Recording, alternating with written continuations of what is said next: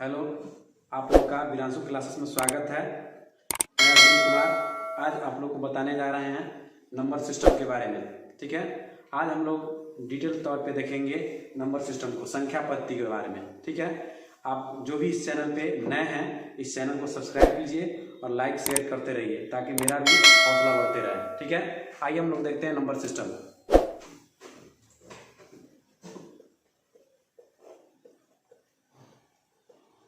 Number system संख्या पद्धति।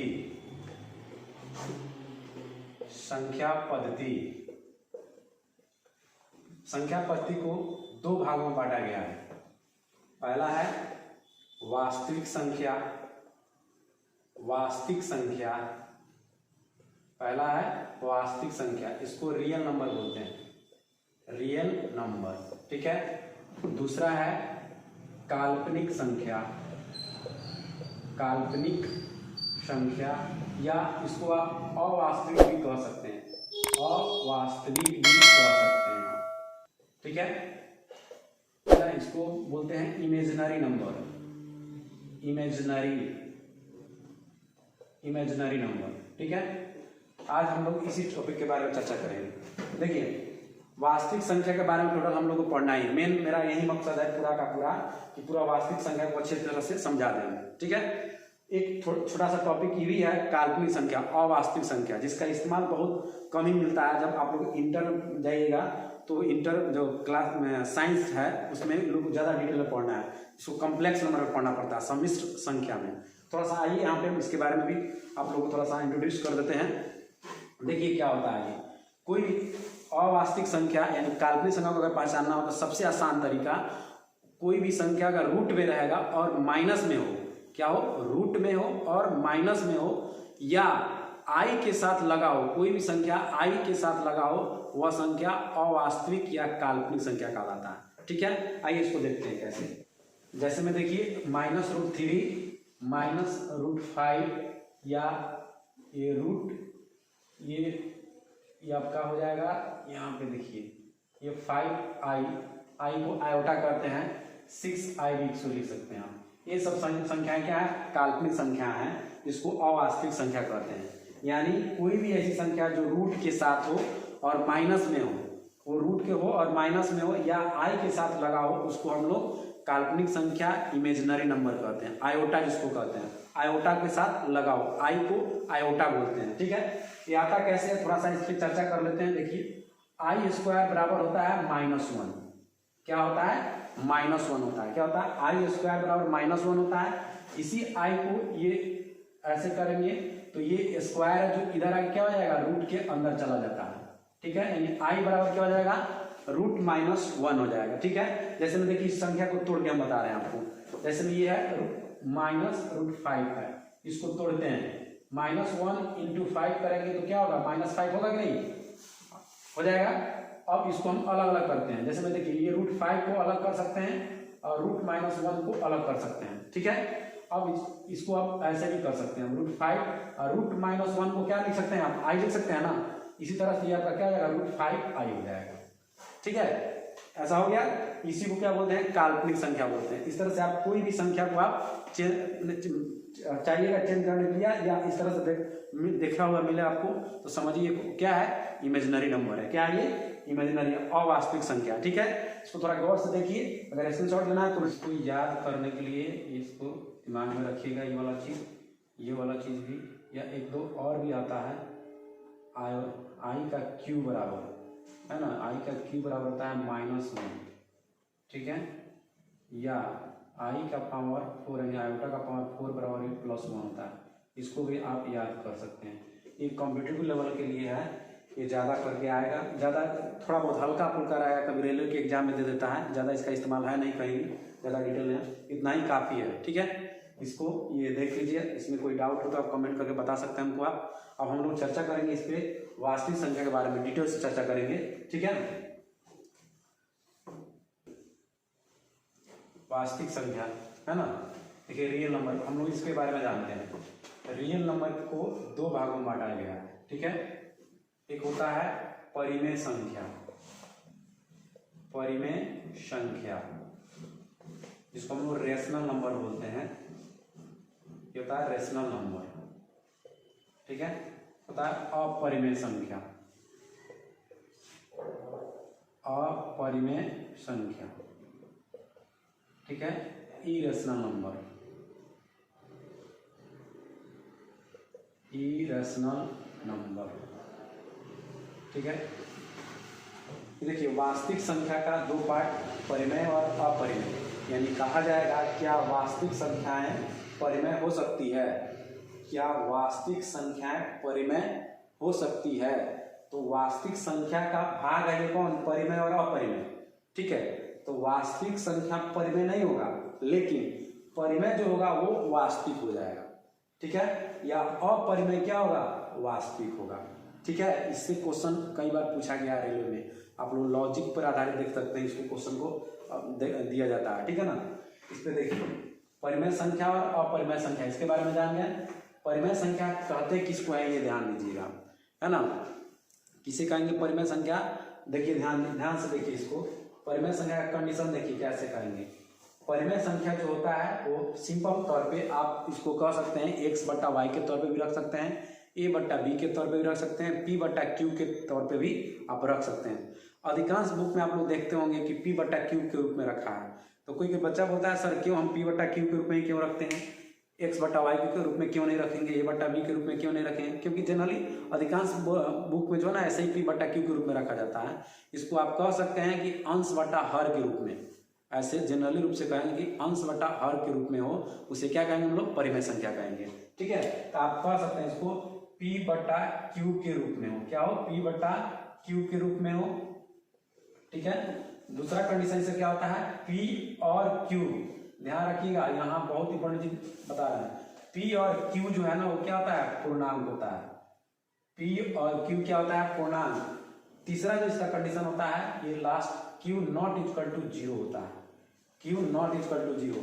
ये वाला कंडीशन जो है ना फ्रैक्शन में आता है। ध्यान बताएंगे आपको यहाँ पे कि फ्रैक्शन और परिमेय में क्या अंतर है, ये सबसे बड़ा मैटर है। ये अधिकांश लोग देखते हैं कि परिमेय संख्या और फ्रैक्शन दोनों को एक ही समझ लेते हैं, जबकि ऐसा बात नहीं है, दोनों अलग अलग चीज है, ठीक है। भिन्न और परिमेय संख्या। यहाँ देखिए परिमेय संख्या क्या होता है, जो p बट्टा क्यू के फॉर्म में हो, p और q क्या होना चाहिए, पूर्णांक होना चाहिए, q नॉट इक्वल टू 0 होना चाहिए। यहाँ पूर्णांक कहने का मतलब ये होगा यहाँ कुछ भी हो सकता है, पूर्णांक में पॉजिटिव नेगेटिव और 0 कुछ भी हो सकता है, ठीक है ना। इसलिए कहा जाता है p और q क्या है, पूर्णांक होना चाहिए। इसको एग्जाम्पल से आप समझ सकते हैं। यहाँ देखिए ये 2/3 जो है ना, देखिए p बट्टा क्यू के तौर पे है कि नहीं, पहला वाला कंडीशन p बट्टा क्यू के तौर पे है। उसके बाद p और q क्या है, पॉजिटिव है, दोनों पॉजिटिव है। q नॉट इक्वल टू, नीचे में 0 कभी नहीं होना चाहिए, ठीक है। ये -5/7 लिख सकते हैं, -8/-9, देखिए दोनों निगेटिव हो गया, एक निगेटिव एक पॉजिटिव हो गया, ठीक है ना। इसको आप 0/5 कर सकते हैं आप, इसका वैल्यू 0 ही होता है। यानी कहा जाए तो 0 एक पूर्णांक होते हुए भी एक परिमेय संख्या है। पूछता है कि 0 क्या है, एक परिमेय संख्या है, तो हाँ 0 एक क्यों चीज परिमेय संख्या है, एक पूर्णांक भी है लेकिन वो परिमेय संख्या है, ठीक है। लेकिन वहीं अगर कहा जाए ये 5/0 कहा जाएगा तो ये परिमेय संख्या नहीं होगा। समझ में आया ना, ये परिमेय संख्या पूरी तरह से आप समझ लीजिए, इसमें कभी भी इसको भूलने का कोई झंझट नहीं रहेगा। p बट्टा क्यू के फॉर्म में हो, p और q क्या हो, पूर्णांक हो, q नॉट इक्वल टू 0 होना चाहिए। देखिए सब कंडीशन यहाँ बता दिया जाए, कोई भी अगर पूर्णांक आप लेते हैं वो भी हो जाएगा परिमेय संख्या। 5 एक पूर्णांक है, वो भी एक परिमेय संख्या हो सकता है, ठीक है ना, कोई दिक्कत नहीं है। यहाँ आपने देखा कि परिमेय संख्या का फॉर्म कैसे देख रहे हैं आप यहाँ। अब यही चीज को हम आपको आगे बताएंगे कि परिमेय संख्या और भिन्न में क्या अंतर है, ठीक है। पहले हम इस चीज को समझ लिए, परिमेय संख्या पूरे डिटेल में। अब हम लोग थोड़ा सा इस पे भी चर्चा कर लेंगे अपरिमेय संख्या के बारे में, ठीक है ना। अब हम लोग देखेंगे अपरिमेय संख्या के बारे में, ठीक है। अपरिमेय संख्या क्या होगा, तो वैसी संख्या जो रूट के अंदर में हो और जिसका पूर्ण वर्ग न निकाला जा सके, यानी जो जिसका परफेक्ट स्क्वायर न निकाला जा सके, वैसी संख्या को क्या कहते हैं हम लोग, अपरिमेय संख्या कहते हैं। जैसे में देखिए ये √3 एक अपरिमेय संख्या है, √5 √6 है ना, ये अपरिमेय संख्या है।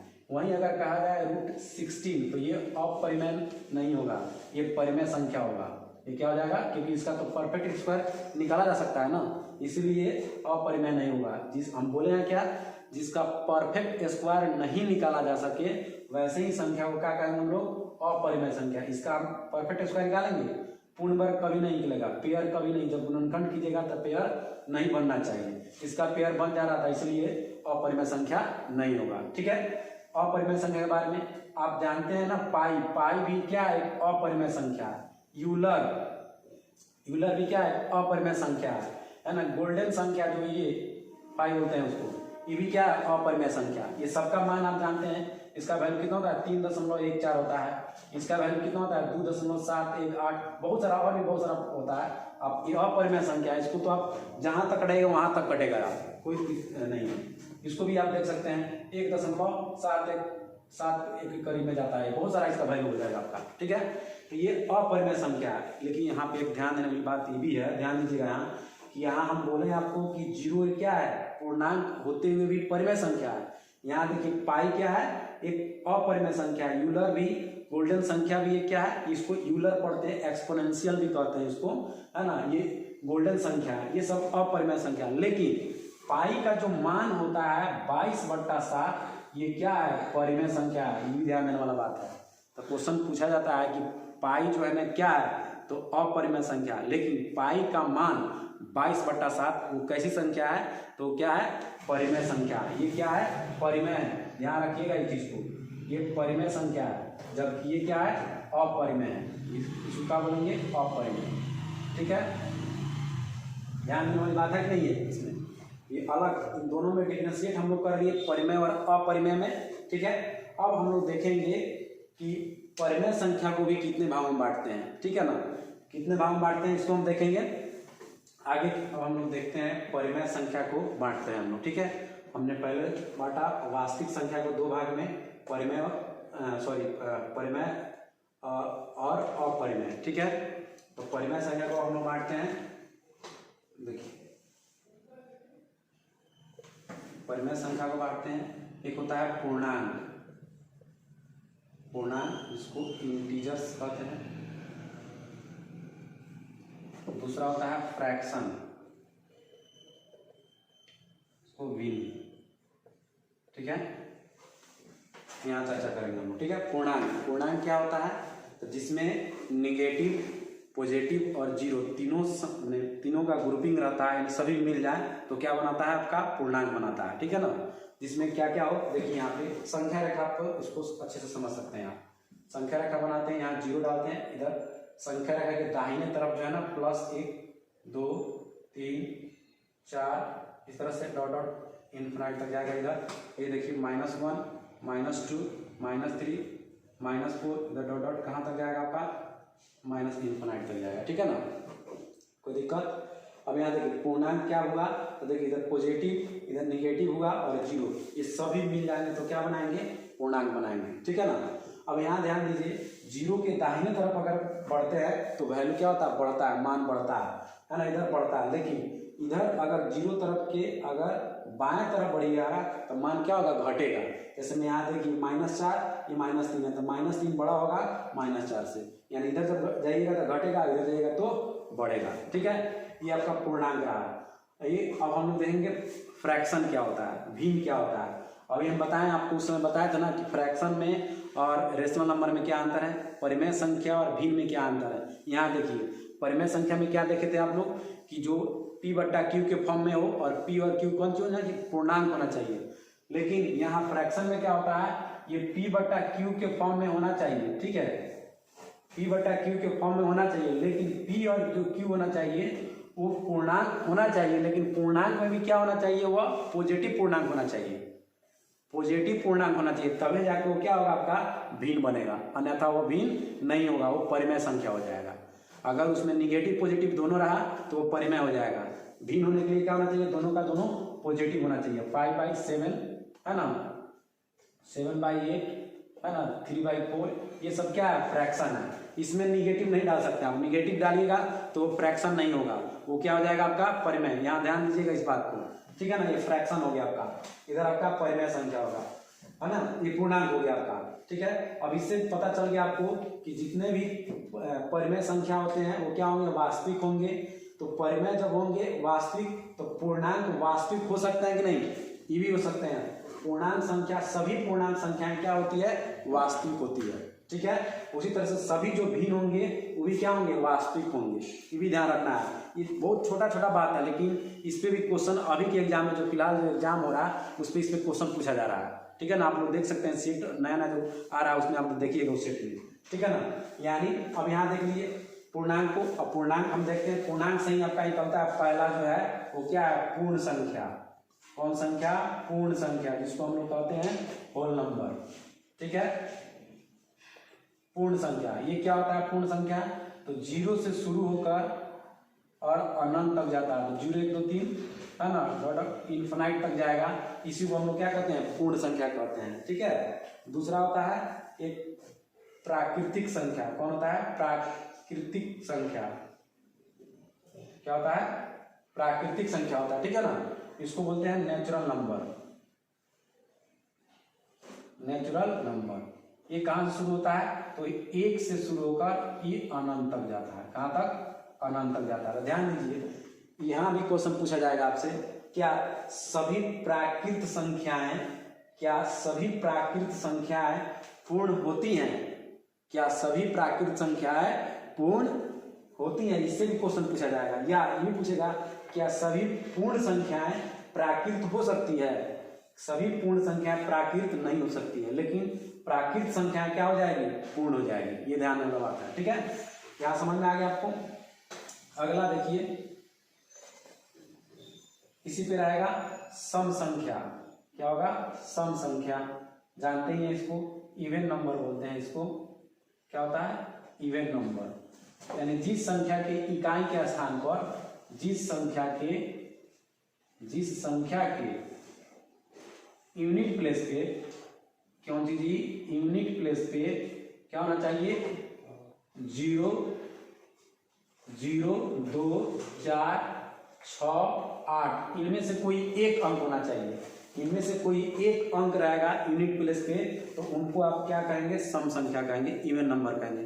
घटाने की कोई जरूरत नहीं है, सिर्फ देखिए यूनिट प्लेस देखिए 0 है या 2 है या 4 है या 6 है या 8 है, इनमें से कोई एक रहेगा तो क्या कहलाएगा, आपका सम। अब हम लोग देखेंगे विषम संख्या, ऑड नंबर। क्या, ऑड नंबर, विषम संख्या, ऑड नंबर। ठीक है, वही जिस संख्या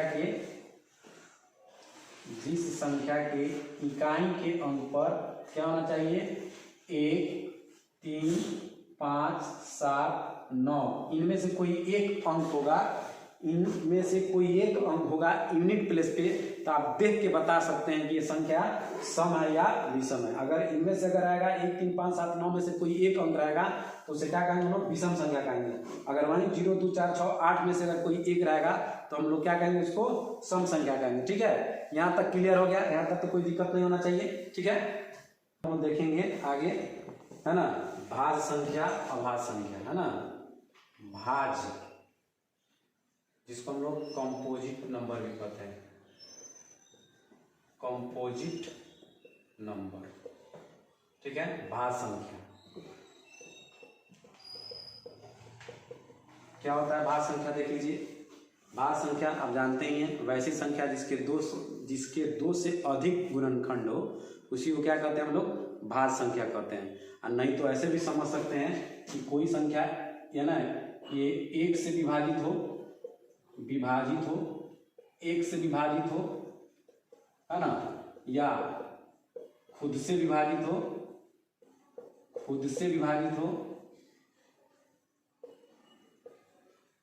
विभाजित हो, और किसी दूसरे संख्या से विभाजित हो, किसी दूसरे संख्या से भी विभाजित हो, यानी वैसी संख्या जो 1 से हो, खुद से हो और किसी दूसरे से भी हो, उसको हम लोग क्या कहते हैं, कंपोजिट नंबर कहते हैं, यानी भाज्य संख्या कहते हैं। ठीक है, या ऐसे भी कह सकते हैं जिसके 2 से अधिक गुणनखंड हो, उसे हमें क्या करते हैं, भाज्य कहते हैं। देखिए कैसे, यहाँ एग्जाम्पल से समझिए। है ना। यहाँ 4 हो जाएगा, 6 हो जाएगा, 9 हो जाएगा, है ना, 10, 12 हो जाएगा, 15 हो जाएगा। इस तरह से बहुत सारी ऐसी संख्याएं जो कि भाज्य संख्याएं होती है। ठीक है, अब देखिए कैसे एक से कटना चाहिए। देखिए इसका 4 का 4 किससे कटेगा, 1 से कटेगा ही, खुद से भी कटेगा, है ना, और किससे कटेगा तो 2 से कटेगा। यानी इसका क्या है वो किससे कटेगा, यानी खुद से, 1 से और किसी दूसरे से, यानी 2 से अधिक गुणनखंड हुए कि नहीं, 2 से अधिक गुणनखंड हो गए, इसीलिए इसको क्या कहा जाता है, कंपोजिट नंबर कहा जाता है। जिसके 2 से अधिक गुणनखंड होंगे उसको क्या कहा जाएगा, भाज्य संख्या कहा जाएगा। यहाँ ध्यान दीजिए, यहाँ ये भी देखिए, यहाँ पे सबसे छोटी भाज्य संख्या कौन है, पूछा जाएगा। सबसे छोटी भाज्य संख्या 4 है। सबसे छोटी भाज्य संख्या कौन है, 4 है। उसके बाद और पूछा जाएगा सबसे बड़ी भाज्य संख्या कौन है, तो इसका कोई अता पता नहीं, आगे भी बहुत सारा जितना बताइएगा उससे आगे और बढ़ा जा सकता है। इसीलिए हाँ, यहाँ एक और बात पूछा जाएगा आपसे कि विषम भाज्य कौन सी, विषम भाज्य और समभाज्य, समभाज्य, विषम भाज्य और समभाज्य। तो विषम भाज्य में कौन कौन होगा, देखिए ध्यान दीजिए यहाँ पे, विषम भाज्य में सबसे छोटी विषम भाज्य संख्या कौन होती है, 9। सबसे छोटी विषम भाज्य संख्या कौन होती है, 9, 15, इस तरह आगे बढ़ेगा। लेकिन हमको सबसे छोटा पूछा है तो हम क्या बोलेंगे, 9 विषम भाज्य। वहीं पूछा जाएगा कि सबसे छोटी समभाज्य संख्या कौन है, तो वो कौन होगा, 4 हो जाएगा, है ना, 4 हो जाएगा। सबसे छोटा भाज्य पूछेगा तो 4, और सबसे छोटा भाज्य विषम भाज्य पूछेगा तो 9 हो जाएगा। ठीक है, यहाँ तक कोई दिक्कत नहीं होना चाहिए। अब इस आगे देखते हैं, इसमें है प्राइम नंबर, अभाज्य संख्या। कौन है, अभाज्य संख्या। ठीक है, प्राइम नंबर, इसको देखते हैं, यहीं से तुलना करेंगे। देखिए क्या बोले, 1 से विभाजित होना चाहिए, कंडीशन 1 से विभाजित होना चाहिए, 1 से विभाजित हो। दूसरा नंबर कंडीशन है इसका खुद से विभाजित हो, खुद से विभाजित हो, क्या हो, खुद से विभाजित हो।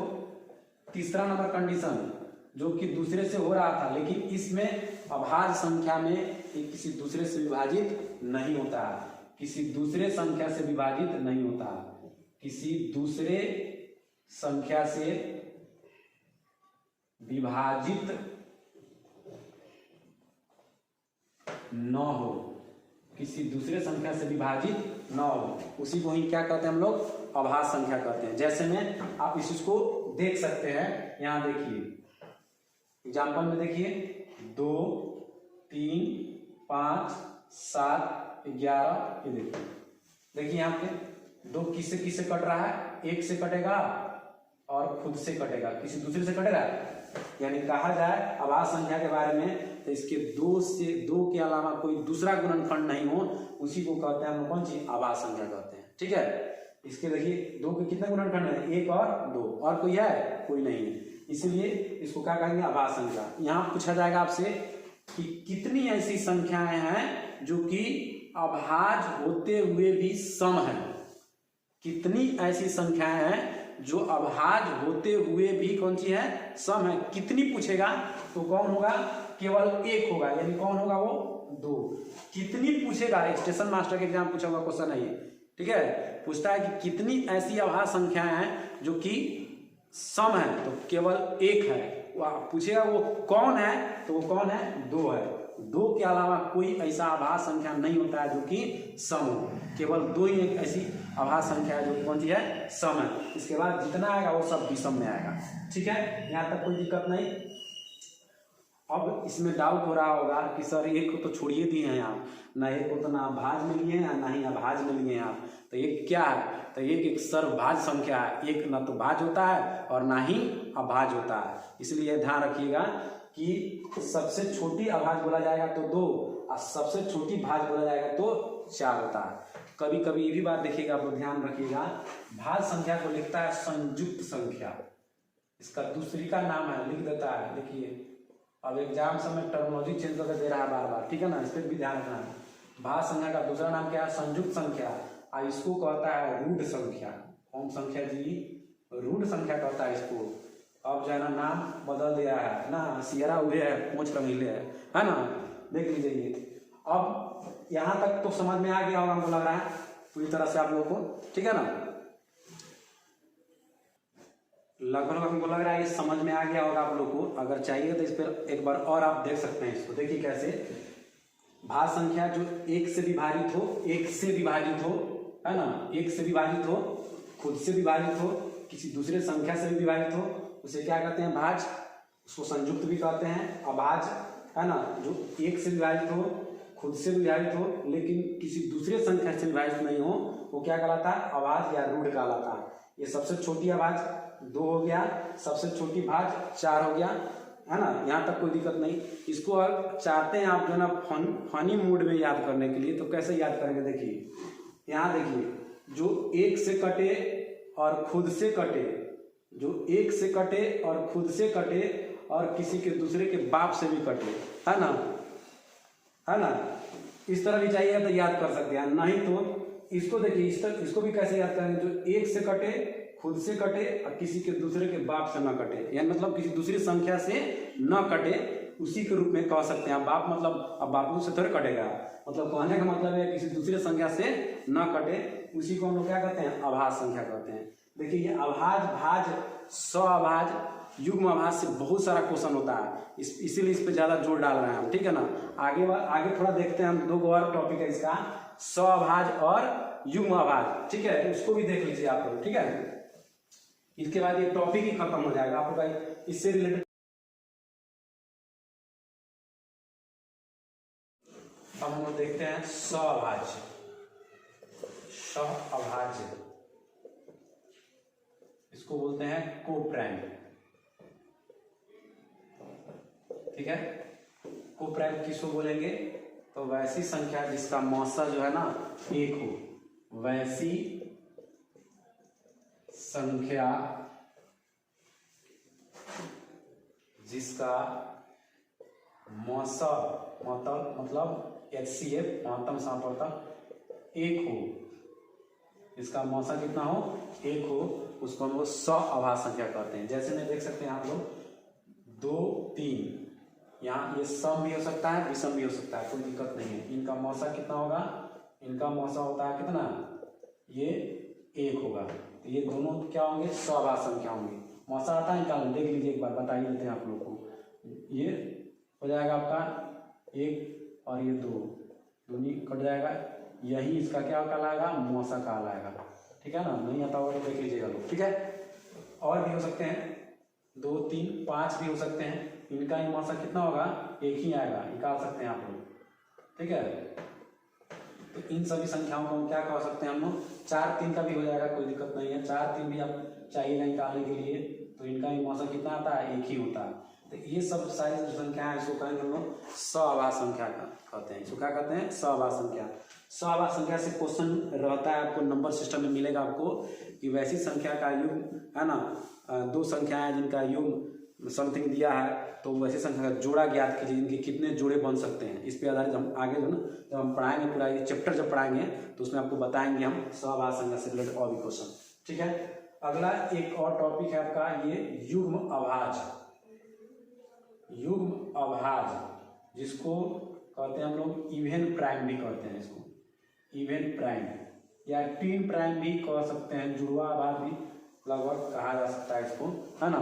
देखिए वैसी संख्या जिनके बीच का अंतर जो है ना 2 होना चाहिए और दोनों संख्या क्या होना चाहिए? अभाज्य होना चाहिए, है ना। दोनों का दोनों क्या होना चाहिए? अभाज्य होना चाहिए। देखिए कैसे, जैसे मैं आपका देखिए 5 और 7 दोनों के बीच का अंतर कितना है? देखिए 2 है और दोनों संख्या अभाज्य होना चाहिए, तो इसको बोलते हैं लोग युग्म अभाज्य कहते हैं। यानी 11 और 13 ये भी युग्म अभाज्य है, ठीक है। 17 और 19, है ना। इस तरह से 41 और 43 ये सब कौन सी है? अभाज्य संख्या है, जिनके बीच का अंतर क्या होना चाहिए? 2 होना चाहिए और दोनों संख्याएं क्या होनी चाहिए? अभाज्य होनी चाहिए। उसी को हम लोग क्या कहते हैं? युग्म अभाज्य या इवन प्राइम कहते हैं। हम लोग क्या कहते हैं इसको? युग्म आभाज या इवेंट प्राइम कहते हैं। ठीक है, यहाँ तक हमको पूरा विश्वास है आप लोग को अच्छी तरह से समझ में आया होगा। जो भी डाउट हो इस पे आप लोग कमेंट करके हमको पूरा बताइए कि हमको यहाँ डाउट है, हम फिर उस पर ट्राई करेंगे आप लोग को फिर से अच्छे से दें उसको कवर करने के लिए। ठीक है ना। अब हम लोग इसमें आगे हम लोग देखेंगे, अगला टॉपिक हम लोग फिर अगले वीडियो में लेकर आते हैं। ठीक है ना। फिर हम लोग अगले सेशन में मिलेंगे नए वीडियो के साथ और नए टॉपिक के साथ। ठीक है, अगर ये वीडियो आप लोगों को अच्छा लगा तो लाइक और शेयर कीजिए, और जो भी इस चैनल पे नए हैं उस चैनल को सब्सक्राइब कीजिए और अगले नोटिफिकेशन के लिए बेल आइकन को दबाना ना भूलें। ठीक है, धन्यवाद।